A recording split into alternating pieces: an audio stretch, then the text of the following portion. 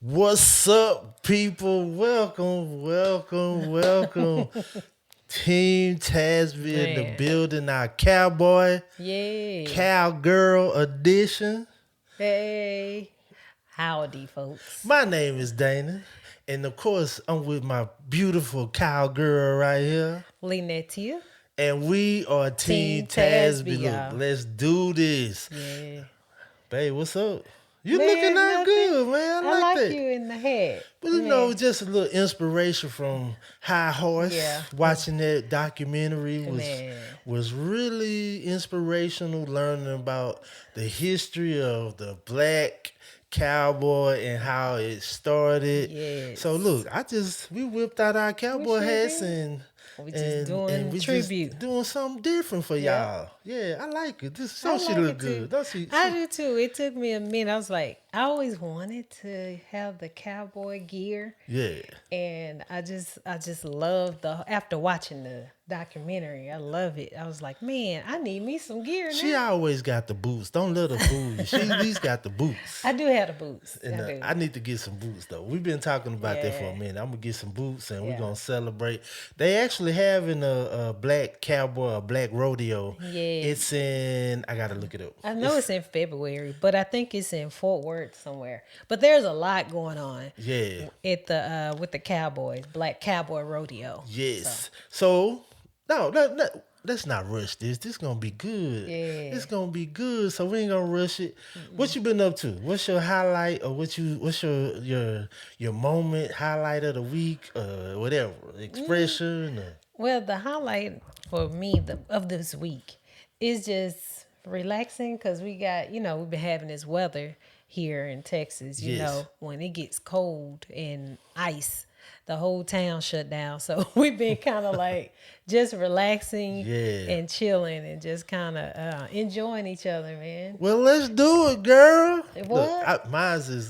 I just been chilling. I've been enjoying Yeah. life, enjoying each other, and I'm just excited and thankful that we have an opportunity to do this podcast with you guys. Come on Yes. in, sit down. Look, don't Yeah. forget to hit that subscribe button, that like button, and share. We got a Yes. good topic in the honor Yeah. of Black History. History Month.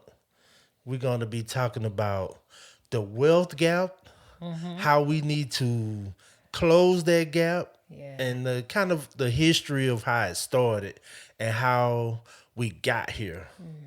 Powerful without privileges. That's the title of this YouTube podcast episode. Just black people, black marriages having the power, but being systemic, facing systemic racism, Yeah. facing like redlining, Yeah. incarceration, the drug epidemic, just facing all those different things. We just want to talk about it because Yeah. we can do that Yep. on I our wanna. podcast. Yes, we can, and I think is to also help us, like we said in the previous episode, just help us to kind of remind us where we've come and where we are now, where we've Yes. come from and where we are now. And I would like to start with just talking about the past history, how it all started with the wealth gap. Yes. And it started with, like you were saying, redlining. And what redlining was where you had the banks, or they would have this map of the city, and they would draw a red line around the black communities. And that would indicate to the banks that this area is where the black community is, and they considered it a hazard to lend to those that are in that community. So once we passed all the emancipation and the new laws allowing us to buy property, but once we were able to buy property and try to get assets and get investments, and the property redlining kind of hindered us. So if you can't get loans from the bank. You can't get a mortgage. And because they're saying of the community that you're trying to move into, then what are we to do? It puts a hindrance on the black race as far as trying to get a home or trying to invest in a property. So how does that make you feel? That whole redlining experience that you just explained, what emotions does that bring up in you, and how does that make you feel? Whew, you would ask that. Yes. I'm like, it upsets me, and it's like a feeling like, man, that's not right. Because how can you say that, oh, I'm gonna give you the opportunity to buy some land or property now, but the only thing I'm qualified for is something in my area. If I try to move to a better community, say for instance in a more suburb area, you're gonna still discriminate against me because you're like, I don't want you to move in our community. So I'm gonna try to go to my community and buy property. But it upsets me, to answer your question. It upsets me because I'm like, who are you to say I can't get a loan? Who are you to even make this law up or system up to where I can't buy a property in my area because I can't get a loan and because I can't get a mortgage? That's upsetting Well, thinking about it. I have a little story. My dad told us this story about when he was young and him and my mom. My mom, they got married at 19. They've been married 56 years, and he said he was going to buy a house, and he had got approved, and he went to work and told his boss he's about to buy a house. And the next thing you know, I think a day or two later, he got fired. Man. So that messed up his income. That messed up everything that he was hoping to do. And that's a part of the systemic racism and just racism in general. What you're talking about, yeah, it's supposed to piss you off. Yeah, it makes you mad being from the black community, from trying to build wealth, close the gap. And I just feel like it was a part of our history. We can't overlook it. We can't act like it didn't happen. A lot of people just say, well, get over it. That was years ago. Man. What you have now, which we're going to get into that. But that was a good point you brought up. And I just want to say that we have to allow ourselves to feel Yeah, that that's true. emotion That's true. so it can fuel us. That's true. Not that we want to be upset and point the finger, but now we have to strategize and we have to come up with a plan. We have to build our communities so we can get in a better position, not just for us, but for our legacy. Yeah, that's true. That's true. I even hear people today, I know, with when we was trying to sell our home. I mean, you have your realtor or whoever, when you're trying to sell a house, they tell you to take down all your images, Yep. anything that could be racially profiled. They tell you to take everything down. Yes. And it's like, why? Why? Like, in my Because of- head, why I got to take down Yeah. the things I have in my house if I'm staging it? You know what I'm Yes, saying? yes. And that right there that's a thing to let you know that it still exists, Yes. because it shouldn't matter what I have up. If it's nothing, if it's my culture, it's my culture. Do you like the house? That's what should matter. Do you like the house? Not the things I have up. But that's, to me, that's another indication. Some that it's people, some people in their race are so rooted in evil, so rooted in just malice and hate, in that they don't even want to touch you. They don't even want nothing that even resembles having somebody that was black, that was in that house, in that car, in that seat. And that's the whole thing behind that. And they have a problem. Yeah. I think we have to really start putting the earnest or the point to their issue. We don't have an issue. And I know we talked about this earlier about how they look at themselves of their religion as their God was white.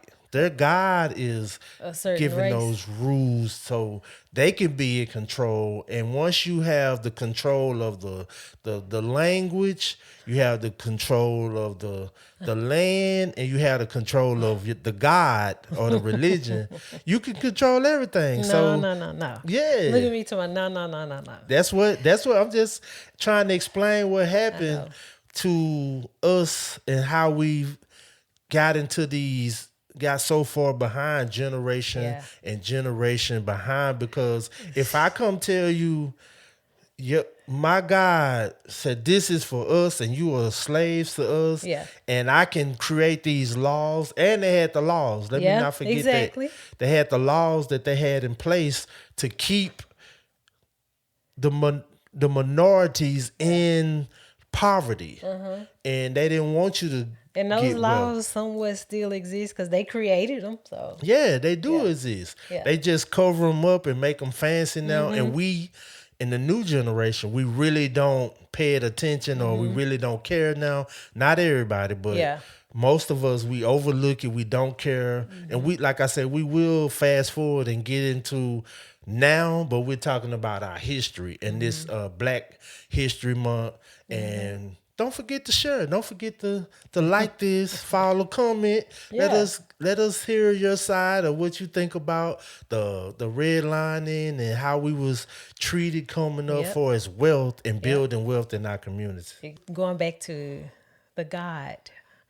And I remember there's probably still to this day, like the image of God. And you think about it, you see this image all the time. How many families Black families, that has had this image of a white Jesus? He's white, put up in their houses. And that is something we see and not realizing in your conscious. This is something because it's almost what they call it, where they plant an image in your head and you automatically relate to that image. So I forgot what it's It called, may be but subconsciously, or yeah, just the imprint, the constant yes, putting that putting in it in your your mind mind that that this is somebody. This is what Jesus looked like. This is what God looked like. Oh, he don't look like me. So I'm automatically see that image and think they're more superior than I am. And that is not true, because erase all that in John 4:24, God is a spirit. It said you must worship him in spirit and in truth. yes, And that's what it says. It's not saying you supposed to, he's not a man that is white. He's not a man that is black. He is not a man that is whatever race, Asian, Indian. That's not what it says. So that right there should automatically make you think you are not superior than the other. I think that this would be a great place to tell you about the illustration about the rope and the horse. And it was how the story goes. They put a rope around this young horse neck and had him to walk around the stall. And at first he was kicking, he was trying to get away, he was trying to run, but eventually he stopped. He stopped and kept going around, and then they took the rope off. Okay. When they took the rope off, he had been so geared, trained, manipulated to think he can do anything else. But he kept in that same little circle, in that same little proximity of what he was doing. He never tried to go off after they took their rope off. And I think that's what you're talking about with the white Jesus and seeing these images that when you see those images, you wouldn't subconsciously don't think that this is a sign of oppression. I always say to myself, there's the two most Man. deceiving images in history is a picture of the devil Yep. with the The pitchfork pitchfork. and Yeah. the picture of Jesus, the Yeah. white Jesus. Yeah. Those are the two most deceptive pictures in history because both of them are false narratives. The Yes. devil is not walking around with a pitchfork. He's not walking around with horns. He's actually can create himself as light, as Yes. beautiful light. And that picture of Jesus is there was someone's son that looked like him, and it was used for to say, look, this is what God looked like. Guess what? It looks like me. And guess Exactly. what? Since God looked like me, we run this. Yeah. And that's the thing we fell into because we really didn't know any better because we was trying to survive. We was trying to Yeah. come together and Yeah. live, overcome getting hung, overcome getting raped, overcome just keeping our families together. We wasn't allowed to read. We wasn't allowed to marry legally. Everything was systematically against us, and that kept us from building wealth. So that to me, that's a good turning point to kind of move to where we are now and what can we do? Because we not the people that just want to stay in the past. And we not. I even don't even really like to watch a lot of slave movies no more. I'm tired. I'm over it. Because all it does is just make you go back down to this old rabbit trail. Yes. Oh my gosh. Woe is me. Oh my gosh. It's like we should remember Yes. our history, that's what I was just but don't waddle in it. Yeah. That's what I was just about to say. I'm not saying I don't appreciate what we came through, but you can't stay there. Yeah. It's like being in a new relationship and you still bringing up your past. You're still bringing up what so-and-so did to you 10 years ago, 20 years ago. We should remember that and learn and see how we can grow. Yeah. So that would take us into where we at now.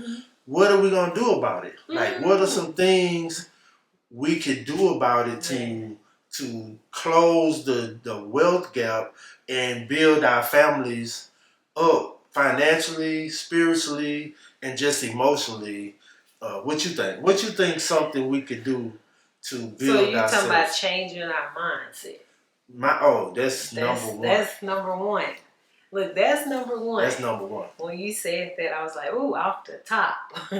You got to start with your mind to even want to close the gap. Yes. You have to start with that first. Like you was talking about the horse. Yes. We've been trained, and it's like not even thinking about, okay, maybe I have never seen my great-great-great-grandparents succeed in nothing. Maybe I've never seen them own anything.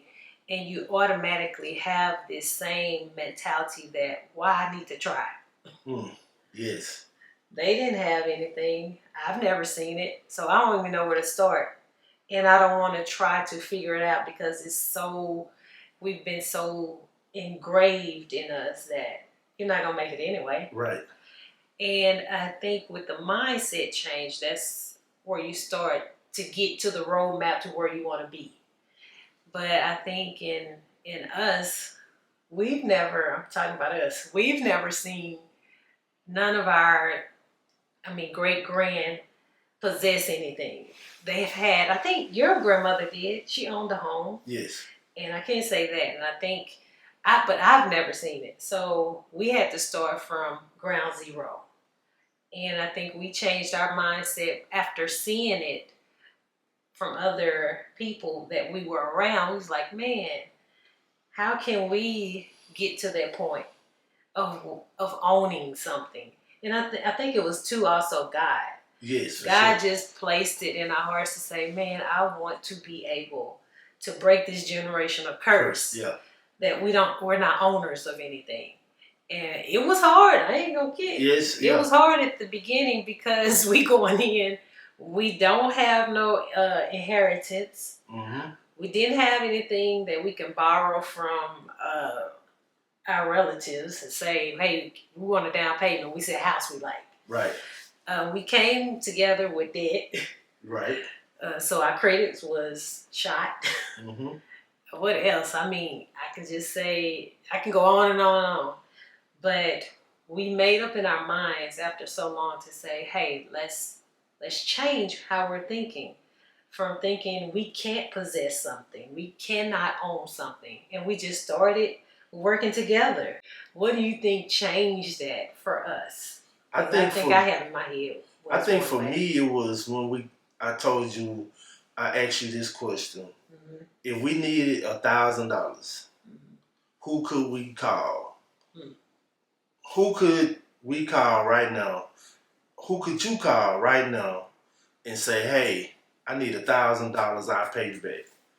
And that shifts my mindset right there, because honestly I couldn't think of nobody. I couldn't think of no one that would let me borrow $1,000 to a month or 2 weeks. And then that shifted my mind to be like, we need to start saving. We need to start putting back for rainy days, or not even rainy days, but just emergency funds. Mm-hmm. And we don't have it all together.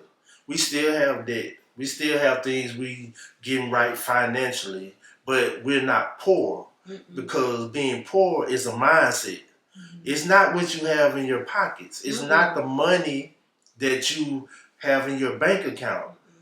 A poverty mindset is what makes you poor. Yeah. It's not the money that you have. It's not your bank account being negative. It's your mindset. If you think like someone that's poor, if you think like you can't have it, if you think like my wife was saying, like, this ain't for me, I ain't never seen that before, that's when you're poor. Mm-hmm. No, you're supposed to still have dreams. You're supposed to still have ambitions and things you want to accomplish before you leave this world. So I feel like that, to answer your question, that is what changed me. Just that analogous of, I didn't know anybody that could loan us $1,000. And I don't want to be dependent on nobody to say, hey, I don't have it. Mm-hmm. So I think after that we start building different habits. Yes, we did. You have to build different habits to change that. And it's small things. Don't think of it. I think it's so a lot if we try to approach it like, I need to close the wealth gap. Yeah, that's a lot. No, it is, because I mean it's wide. The gap is wide, so it's best for you to, as far as your family, do what you can to elevate you guys through investment, through assets, and just leave the legacy that you can. If it's just you doing much better than the generation before. Yes. That's what your goal is as a married couple. We're going to be better than the last generation. Yes. So what can we do? And also start with the day to day. Yeah. Like it's just simple. Like, I'm gonna put $20 back. I'm not gonna buy that right now. Yeah. Like sometimes when I first moved to Dallas, I was buying Jordans every pay period. All the time I was going by new Jordans. Why? Because I didn't have it. Yeah. Growing up, I was trying to make up for what I didn't have, and that's what we do a lot of. We try to go and buy things that we didn't have growing up as kids that we wanted. And I was doing a lot of that. I was just spending my money, going out to the clubs, doing all these things. It was my habits. Mm-hmm. So if you change your habits, like I said, I know we're thinking about the legacy and what we're going to leave for the next generation. Yeah. But what can we do today? Yeah. What can we do this week to put back $100? Yeah. I think we make it so big that we don't feel like we can accomplish it. That's good when you said just start with $100. The thing I recall we did, that you put it in my mind, we started putting back $100 each paycheck that automatically went to a checking account. Mm-hmm. I would say choose a checking account. This is what we learned down the road. Choose a checking account that would be beneficial for you, because a lot of checking accounts, it don't do anything as far as interest, accruing interest. You want something that can accrue you some interest, so that is pretty much increasing your revenue of what you're putting in the checking account. Even if it's a high yielding account. Yes. You can put money in those things so you can get interest on them. And that's what we started doing. We started putting money off the top. Because it's something when you're paying consumer, you're giving it to the consumers, and it's different than paying yourself. Yeah. So it's best to, of course, we pay God, and then we pay ourselves. Mm-hmm. That's what we weren't doing when we first got married. Right. So you have to invest in yourself. And even after that, I would say, if you have anything else, if it's just your retirement plan, that also, from what we learned, it also builds wealth too, because you're building it for your future, and also you can borrow from it tax free. Yeah. So I would also add to this some practical things, like sit down and talk about it. Mm-hmm. Talk about where you are at financially. Mm-hmm. Like, make time. Say, tonight we're gonna talk about it. We're gonna go over our budget. Mm-hmm. We're gonna go over our finances. Mm-hmm. Also, read books. Yeah. A lot of times the information is right in the book, mm-hmm. and we don't take advantage of it and read it about how we can invest in the stock market, how we can just invest in yourself. Yeah. That's the biggest thing. Invest in yourself. Like, we looking for all these external things. The blessing is you. Mm-hmm. Invest in you. Read books. Go to seminars. Get around the people that are doing what you want to do. Mm-hmm. They say if you're around 6 millionaires, you're gonna be the 7th. Mm-hmm. If you're around 6 drug addicts, you're gonna be the 7th. So put yourself in position to have a better quality of life. Oh, that was another thing we did. I forgot. We started opening to build up your credit. So if you're looking to invest in property or whatever it may be, we started opening lines of credit to build our credit. Yes. And that can be, I know we had to start from zero. So we did secure card. We did credit cards that was just $200, mm-hmm. just to establish the history and to show that you have a history of payment plans. And that was another thing we did as far as trying to get in alignment to get property or get our investments, is we worked on our credit. Yes. And that was a way that we did that. Yeah, you got to work on your... It's a combination of things. Mm-hmm. One big key that I've learned is there's good debt and bad debt. Mm-hmm. We read the cash flow. Mm-hmm. We got the cash flow game. Mm-hmm. Highly recommend get that. That's Robert Kiyosaki's game. Just don't think of just negative debt. Yeah. I think growing up, we was just told don't get debt, which that was just half of the coin. Mm-hmm. Like, you need good debt that's gonna bring you in money. And like I say, we are just really getting these tools and tips, mm-hmm. to share to close that wealth gap. We're not where we want to be. Yeah, we're not where we want to be, but we're not where we used to be. Yeah. So we really are excited about that. We proud of where we are now. So we just want to share this with you in this episode about how we as a Black community, Black marriages, how we have to come together, not just communicate, not just intimate, but with our finances, and how we can bring it together so we can make a solid decision and how we can change the trajectory of the next generation. Mm-hmm. Mm-hmm. And I would also talk about where we are now. I know, too, like you said, we don't talk about it. I would say get a goal of how you guys are going to get to that, to where you want to be, and write down, do you know how much debt you have? Right. Like, write that down. Like he was saying, talk about it. Do we know how much debt we in? I know we do. We write our stuff down. Yes. But that can be the issue. You don't even know where you start or where you're supposed to be.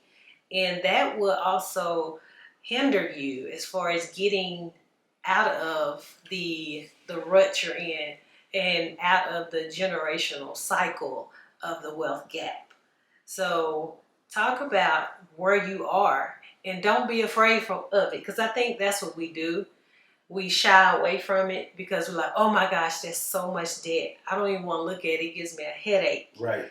You have to face it. And I think that's what I know for sure. Me, coming from a Black family, I didn't want to see it because my family, I never saw them sit down at a table and talk about budgeting. Right. Talk about what they had in the bank, what they were going to do about the debt they had. So I never understood that. And I think that's what we need to do as Black people. Talk about it. Yeah, I think in their defense, they didn't have time. They did. They was trying to figure out life. They was trying to, just keep a roof over our head. They was trying to keep clothes on our back. And if you don't know, if no one showed them how to do it, if no one taught them about the financial part of life, how are they going to teach us? So I just thank God, like you said, God blessed us to, I think it was more of exposure.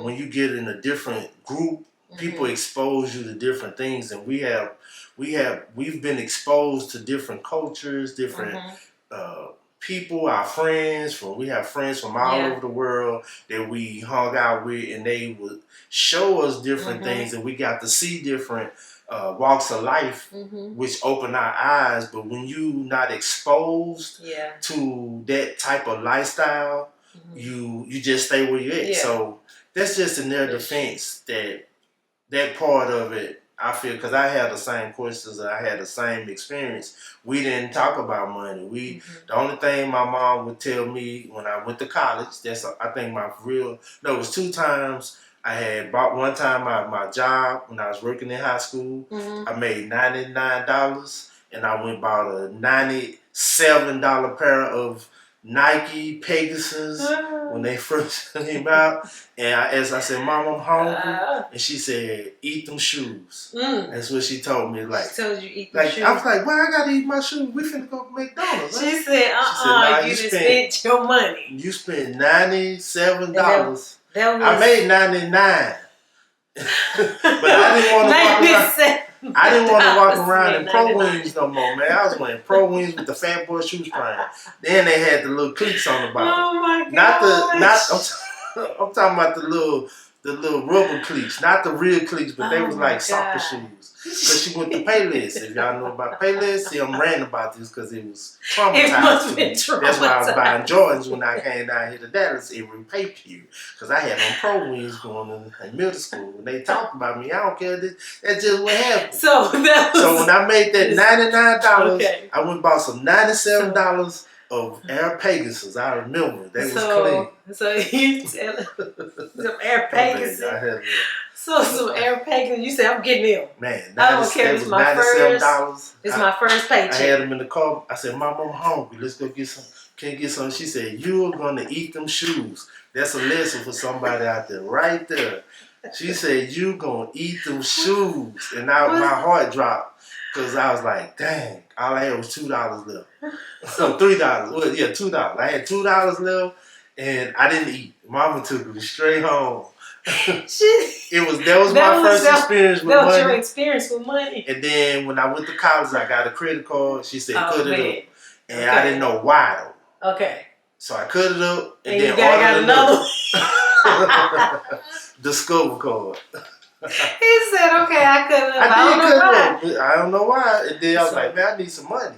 So I called him and said, hey, man, I lost my card. The moral of the story is, make sure you understand. You have to understand the reason why you're doing something. Yeah. Not just to do it. And I think I'm saying now that to say they didn't have the experience or knowledge to tell us the why, to tell us, hey, now every family was different. Some people got that in their family. Yeah. Some people got the financial education, the how to handle money, how to budget, seeing their parents work together, but we didn't. Yeah. We didn't get that. And it's all good. So Yeah, I'm gonna share that. Y'all, my pro wings and my Air Pegasus. Man, I got them Air Pegasus, man. I was like, you was ready. Man, You was ready like, for school. Man, I got me some new. Stayed up all That's night. all you wanted. You just wanted something new. I wanted some name brands. Oh, name brand. Yeah, because I had some new. But they were pro wings. They were pro wing Payless. Man, golly. Oh, man. Growing up in the hood, Payless. Yes. But yeah, so we talking about closing the generational gap. We talked about the history of black people, black marriages, and the redlining and the things that kept us from wealth. Yeah. We really don't have that excuse now. No. We don't. We have to, first of all, like my wife brought up, mindset. Your mindset is so important. If you don't think you can do it, you're not going to be able to do it. And second, it's community. We need to be in the community. We need to see it, be exposed to different walks of life. Don't shut the door on something that may be your blessing. Man, I was, like you said, get around them people that are doing investment, that talks about financial stability, talks about getting your credit on track. Yes. Get around the people that know how to do those things, because that's the only way you're going to learn. And also, of course, reading. Reading, yes. So if you can find even books. Podcasts. Man. It's all kind of ways to get the information. It is. It really is. All kinds of ways. So I know for our people out there, we want you not to feel overwhelmed, right? Just take little steps, baby steps, one at a time. Is just sit down at the table and talk about it. Yes, for sure. Look, this is 2026, y'all. We just gonna take these steps to get better. That's the whole thing. We're gonna take these little steps and just, even if you're a person that has that information, find somebody to help. Yes. Don't just gatekeep that information for yourself. I would just say help the people that want to be helped. You can't make people want to change. No. And you have to give back and you have to want to advance. So, look, let's close this wealth gap. Man. Thank you guys for listening. Don't forget to subscribe. Don't forget to like. This is Team Tasby. Anything else, babe? No, I would just, I would like to say that we want to hear your comments about how you are working on the wealth gap in your family. Yes. What are some improvements that you guys did as a family to narrow that gap? Yes. Just give us some pointers so we can share it with others. Yeah, we can learn. We open for learning. It might be some you want to share with us. We talked about getting a high yielding account. We also have a trust. We got a trust. We looking to become. We are in home investors and just learning right now. We're learning and in the curve of doing better. So drop it in the comment, like my wife said, and we look forward to hearing from you guys. We're so thankful that y'all tuned in this far. If you made it this far, look, we appreciate you, and we out, man. Team Tasby. See you, folks.